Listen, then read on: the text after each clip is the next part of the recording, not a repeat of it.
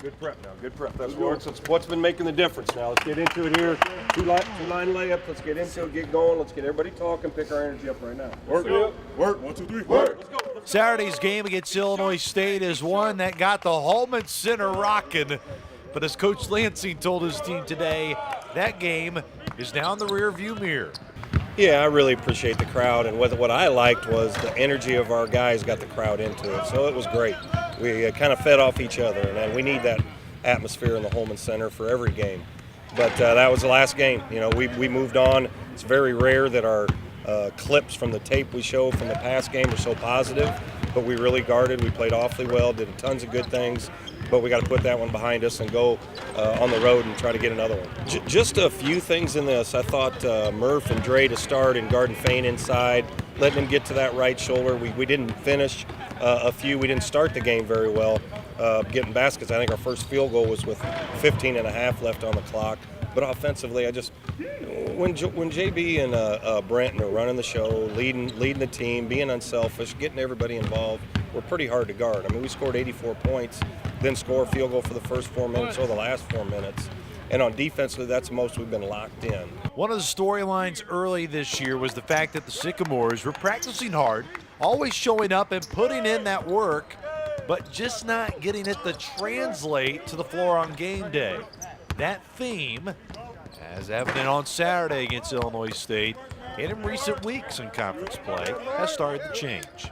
Well, we've been doing that since Christmas, though. In the conference season, I think the biggest thing for us was our preparation needed to get a lot better. These guys had to be more focused and locked in on the preparation of who we were playing, how we were guarding them, what our plan offensively, what we wanted to do. So even though we still make plenty of mistakes, the guys have really bought into that. You know, you're as much as you prepare, you want to go in there as prepared as possible, ready to guard different people, ready to guard different individuals. So I think that's where we've gotten our best. And then our practices have been pretty darn good defensively. And the more they fight each other, we were great for an hour today. Our energy was really good.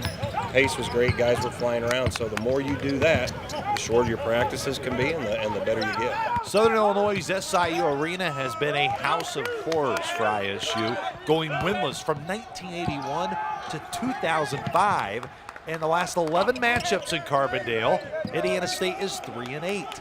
SIU is coming off a sweep of UNI over the weekend, and despite only having around 9 Salukis available to play, like every game in the Valley, the Sycamores' attention is fully on Wednesday night. Still a hard-playing outfit. I mean, Coach Henson's teams always do that. They're always well-prepared, well-organized.